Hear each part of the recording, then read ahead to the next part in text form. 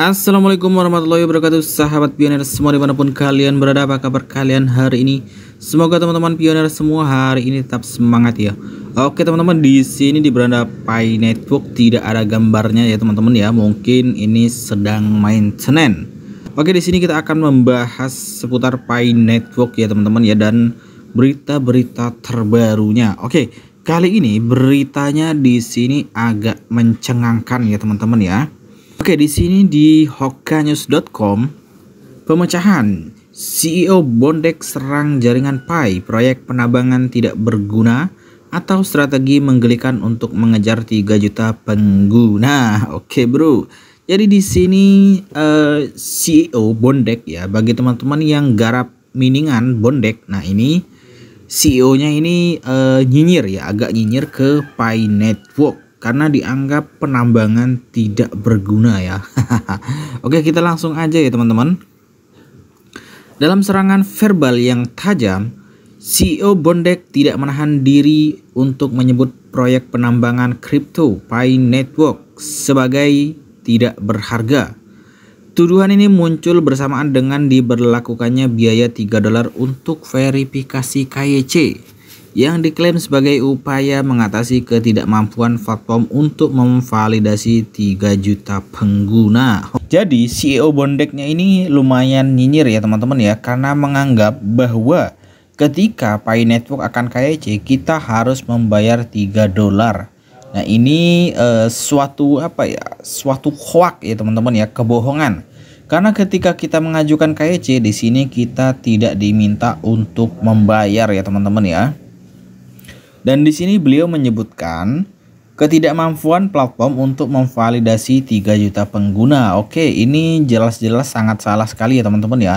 Karena Pi Network ini bukan hanya 3 juta pengguna. Sekarang mungkin hampir 50 juta ya teman-teman ya. Bahkan mungkin bisa jadi lebih ya. Ini kayaknya CEO Bondeknya ini kurang update ya. Kemudian di sisi lain, cerita ini mengungkap bahwa Pi Network telah mencapai pencapaian luar biasa dengan 8 juta pengguna terverifikasi KYC. Semuanya membayar biaya verifikasi mereka dengan mata uang Pi. Tidak hanya itu, dengan 40 aplikasi dan ekosistem offline dan online yang kuat, apakah serangan ini hanya bagian dari upaya Bondek untuk mengejar ketinggalan atau adakah landasan yang lebih dalam? Oke, jika kita pikir-pikir ya teman-teman ya, tampaknya ini pemilik atau CEO dari Bondek ini sepertinya ini cari panggung ya. Cari panggung dengan Pi Network, karena Pi Network ini usernya paling banyak ya. Kemudian membongkar serangan Bondek, motif atau sekedar iri. Oke. Pertama dan terpenting, mari kita selidiki motif di balik serangan ini. Bondek, sebuah perusahaan dengan sejarah yang kuat, mungkin merasa terancam oleh kemajuan pesat Pi Network. Nah, ini salah satu alasan bisa jadi seperti ini ya teman-teman ya.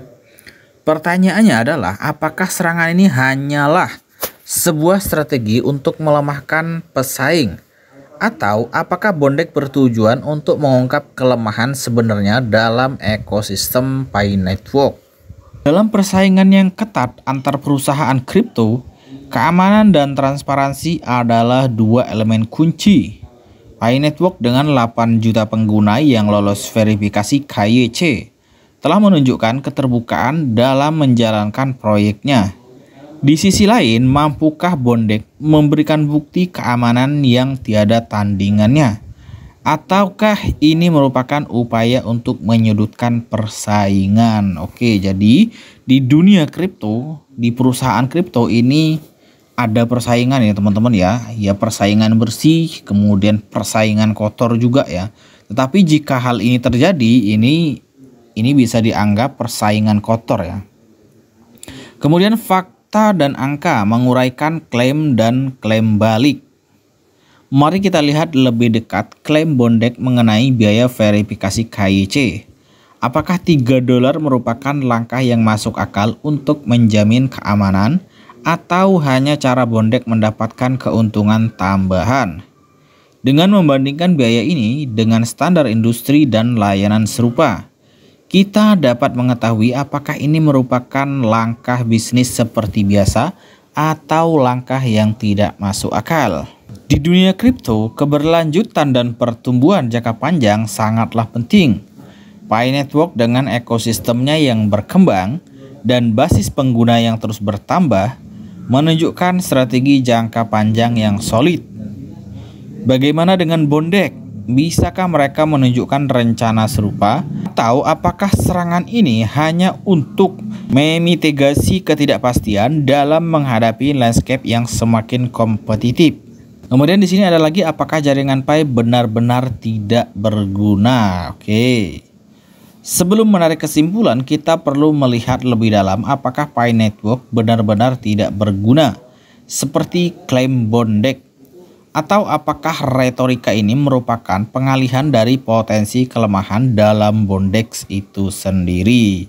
Oke teman-teman, bisa lihat di sini ada salah satu tweetan dari akun Twitter ya teman-teman. Dan di sini ada screenshotannya juga ya. Ini seperti chat di Telegram ya kalau nggak salah ya. Dengan menganalisis klaim, fakta, dan membandingkan pencapaian masing-masing platform, kita dapat memberikan perspektif yang lebih jelas. Dalam dunia kripto yang dinamis, hanya waktu yang dapat membuktikan apakah serangan Bondek akan mengguncang Pi Network atau memperkuat posisinya sebagai pemain kunci di pasar yang berkembang pesat saat ini. Oke. Jadi ini bisa dikatakan sebuah persaingan ya teman-teman ya. Jadi bukan hanya di dunia perusahaan yang di luar sana ya teman-teman ya. Di perusahaan kripto pun ada persaingan. Saling jatuh menjatuhkan ya teman-teman ya. Oke. Ini aja dulu informasinya ya teman-teman ya. Ini patut diluruskan karena ketika kita verifikasi di Pi Network kita tidak membayar ya teman-teman ya. Apalagi di sini klaimnya $3. Selama ini ketika kita melakukan KYC, kita tidak diminta untuk membayar USDT atau US dollar sama sekali, tidak ya teman-teman ya, tidak ada ya. Oke. Untuk teman-teman semua tetap semangat untuk klik petirnya, jangan lemah ya semangatnya, oke.